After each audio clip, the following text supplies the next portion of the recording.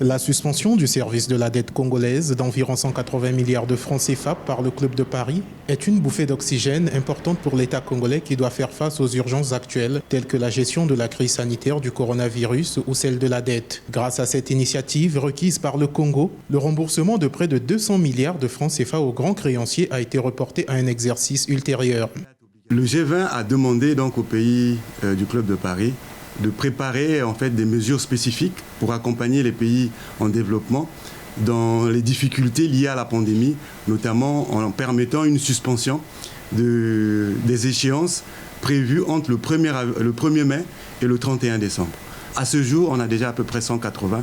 Nous espérons qu'on pourra atteindre les 200 et quelques si la Chine traite notre dossier comme elle a promis de manière officielle. La République du Congo compte sur l'adhésion d'autres créanciers, parmi lesquels la Chine et le Club de Londres, qui regroupent des banques privées, afin de renforcer cet allègement et atteindre le montant requis par cette échéance. Cette suspension au service de la dette permet à l'État congolais de gagner du temps.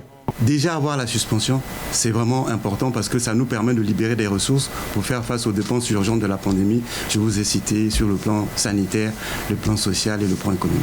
C'est vraiment une bouffée d'oxygène pour notre pays parce que vous voyez des montants de 200 milliards qu'on devait payer d'ici le 31 décembre. Et si on ne doit pas les payer, ça nous permettra de financer les dépenses urgentes sur le plan social.